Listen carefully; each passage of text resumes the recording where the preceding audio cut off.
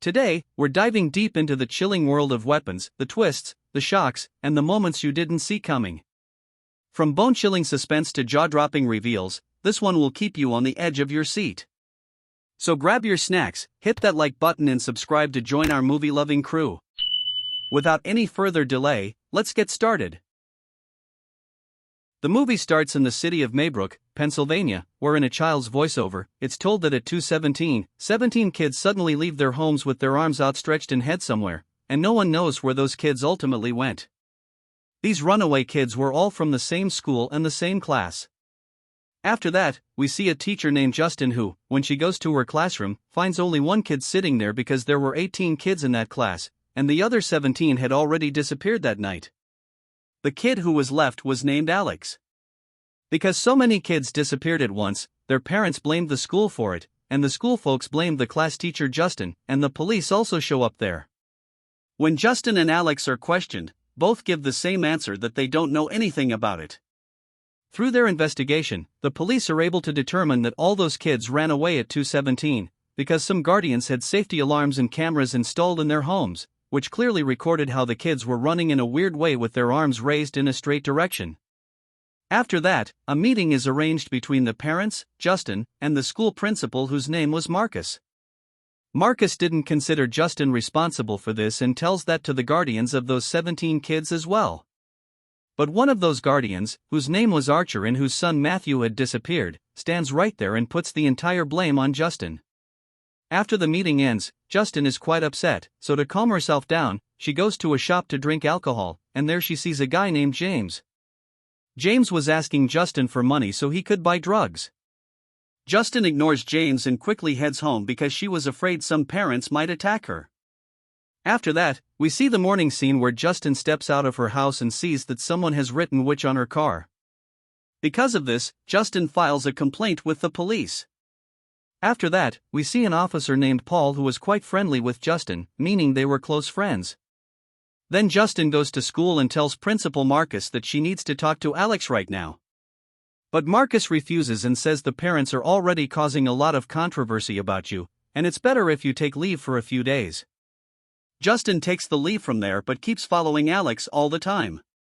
That same night, Justin goes to a bar where Paul comes to meet her. Justin looked like she'd had quite a few drinks and asks Paul to drink too. Paul and Justin already liked each other, so that night they get intimate right there in the bar. But Paul is married, and his wife's name is Donna. The next day, Justin follows Alex again, but Alex would run away from her. One day, when Justin is outside Alex's house, she sees that all the windows there are covered with paper. But there was a little space, and when Justin peeks through it, she sees that Alex's mom and dad are standing in one place like living corpses. Justin is shocked seeing all this and immediately calls Marcus to check Alex's house. That night, Justin parks her car right outside Alex's house because she wanted to see what exactly happens in that house. While sitting in the car, she falls asleep. When Justin is asleep, Alex's house door opens, and Alex's mom comes to her car with scissors and cuts a bit of hair from Justin's car window and takes it with her. After that, the story ahead is shown from Archer's perspective on what he's done from the beginning until now. This is the same guy who put all the blame on Justin in the parents' meeting.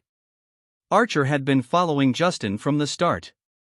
When Justin went to get alcohol, he was behind her too, and the guy who wrote "witch" on her car was Archer himself. Archer kept asking the police if they'd found anything about his son, but he didn't get any answers, and he kept trying to find clues by watching his CCTV footage repeatedly, where he notices that his son is running in a weird way and in a different direction, and he's heading straight in that direction, so he immediately takes a map and draws a line based on his son's running center. After that, Archer goes to other parents' houses, checks their CCTV footage, draws lines based on the directions from there, and where those two lines cross each other, the kids might have gone somewhere around there. When Archer is returning from there, he sees Justin's car stopped at a gas station. Archer immediately goes to her and starts yelling at her. Then Justin sees Marcus behind Archer, who was running in the same style as those kids with arms outstretched, heading toward Justin with blood on his face. He immediately attacks Justin and starts choking her neck. But Archer comes and frees Justin from him, and Justin runs into a mall. Marcus pushes Archer and goes after Justin again, and just as he's about to catch Justin in one spot, Archer comes again and saves Justin. The story ahead we see from Officer Paul's perspective on what he's done from the beginning until now. Paul's wife is out of town, and he's heading to the police station. On the way, he has to handle Justin's case too because Justin complained that someone wrote "witch" on her car, and after doing that work, Paul goes to the police station. On the way there, he sees James, who was the one asking Justin for money at the beginning. James is a professional thief and was preparing to jump into someone's house. But then Paul arrives and chases and catches James. Paul puts his hand in James's pocket, and then a needle pricks Paul's hand, probably his drug syringe, and Paul slaps him, and all this gets recorded on his dashboard camera. If that dashboard camera is checked, action could be taken against Paul. That's why he warns James not to be seen near the police station ever. After that, he meets Justin at the bar and gets intimate with her, and the next morning he finds out that his wife Donna has come home. His wife suspects he's cheating on her. Paul goes to the police station and talks about the footage recorded on his car's dashboard camera. He says don't worry, if James doesn't complain, nothing will happen to you, and that footage will be deleted in a month.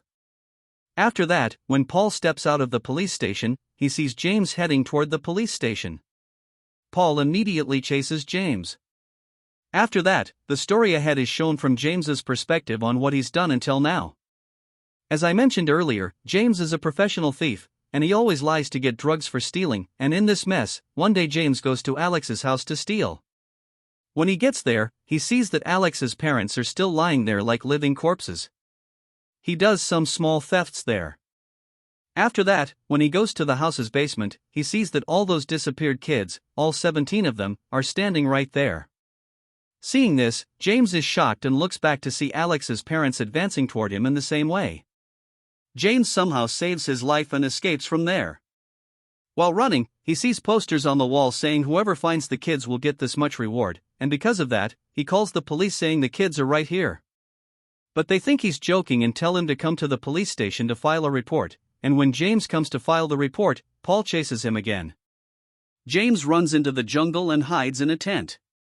But still, James gets caught by Paul. He was arresting him when James tells Paul that he knows the kid's location. After that, Paul comes to Alex's house with James, locks James in the car, and goes inside the house alone. Even after a long time, Paul doesn't come out from inside. But late at night, when the door suddenly opens, Paul comes out from inside and picks James up from the car and takes him into the house. The story ahead we see from Principal Marcus's perspective on what he's done until now. If you've listened to the story carefully, Justin had told Marcus to investigate Alex's house, and then a lady named Gladys comes to Paul and says she's Alex's mom's aunt. Marcus tells them that whatever happens, we'll come and check your house. Gladys didn't like this, so that same evening she goes to Marcus's house with a wooden stick that was a bit thorny. That wood also had a ribbon of Marcus's. Gladys puts her blood on that wood. Before Marcus can stop her, she rings a bell, and Marcus comes under her control. Actually, Gladys could control anyone, and if that wood is put in water, all her control ends. After that, Gladys leaves Marcus on Justin the next day, and that's the scene when Justin was running from Marcus to save her life. Justin somehow saves her life and escapes in her car. But Marcus doesn't stop chasing her, and during that, Archer sees a car hit Marcus and he dies right there. Seeing this, Archer realizes that Justin didn't disappear the kids, and that's why he meets her and tells her his whole plan that these two lines are intersecting here. Then Justin says that's Alex's house. After that, both go and start watching Alex's house, and here the scene cuts, and the next scene is shown from Alex's perspective on what he's seen until now. Alex used to go to school from the beginning, studied well. But one day his dad tells him that his grandma is coming to his house, who's quite sick and has no place to stay, so she'll stay with us for a few days. After that, Alex sees the same Gladys coming home, who was quite old, and she brought a weird plant with her, and the next day when Alex goes to school, after school ends, his dad doesn't come to pick him up, so he walks home alone, and when he gets home, he sees his parents lying like living corpses and not even talking properly. Seeing all this, Alex realizes that something is definitely wrong here. After that, the same Gladys comes in front of him, who was old before, about to die, but now she's completely young. She says everything is under my control. If you tell anyone, I'll kill your parents. Alex didn't want that at all. Then Gladys shows him a demo too. According to Gladys, his father picks up a thorny spoon and starts hitting his own face with it. Only when Gladys puts that wood in water does it all stop. In Gladys's room, he sees that she sits in front of that plant and does all her work. Alex was watching and learning all this. To hypnotize Gladys, he needed some of her personal things, either her hair or any item, and she controls people and absorbs their energy to become younger and live longer. Alex's days had been going on for quite a while, where he goes home from school and feeds his parents with his own hands so they stay alive. A few days later, Gladys sees that she's getting sick again, wrinkles starting to appear on her face again. She tells Alex that I'll release your parents on the condition that you bring me more people. What Gladys meant was all the kids from his classroom. To save his parents, Alex takes the nameplates of all the kids in his class and gives them to Gladys. After that, she starts the controlling ritual, and at 2:17 at night, her work is complete, and all the kids get up and come to Alex's house. When Alex was being questioned, Gladys was standing right there, and because of fear, he couldn't tell the police either, and on the day the police come to search his house, Gladys hides those kids in the forest and then brings them back to the basement. Alex completed his task, but Gladys wasn't leaving from there, and here the scene cuts too. Now all the characters have come to Alex's house. James and Paul are already in Alex's house. Archer and Justin are also outside Alex's house, and Alex is in his house. Now Gladys orders Paul to call Justin from outside and bring her in, and Paul signals Justin to come inside. Justin and Archer both go together. There was a salt line there. As soon as they both cross that salt line, the controlled Paul attacks them. But after a long fight, Justin takes Paul's gun and shoots him in the head, and he finally dies, and she does the same with James, and he gets killed too, and meanwhile, Archer goes to the basement where he finds all 17 kids standing in the basement. He was just searching for his son when Gladys comes from behind and cuts his hair from the back and hypnotizes him too by ringing the bell. After that, Archer is now hypnotized too and attacks Justin. When Alex also crosses that salt line there, his parents run to kill him too. Alex somehow saves the kids and hides in a room where Gladys used to do her magic. Alex breaks a branch from that plant and takes Gladys's own item, meaning her hair from her wig, attaches it to the branch, rings the bell with his phone, and now Gladys is hypnotized. Alex had seen her do this many times and had learned it all now. In this way, those 17 kids start chasing Gladys to kill her. Gladys had become old, so she couldn't run much, and the kids catch her and tear her apart. After Gladys dies, everyone comes back to their senses. But those whom she had hypnotized for a long time were taking time to recover. Like Archer, whom she hypnotized recently, comes out of hypnosis and gets fine immediately, and those 17 kids who were recovering slowly. But Alex's parents had completely become living corpses now. Alex still used to feed them. But later, Alex starts living with his aunt. After that, the movie ends right here. If you enjoyed this creepy story, hit the like button, subscribe and hit the bell icon so you never miss our next thrilling story breakdown. This movie might feel scarier in a theater. Tell us in the comments if you'd watch it there. See you next time with another exciting story. Thanks for watching.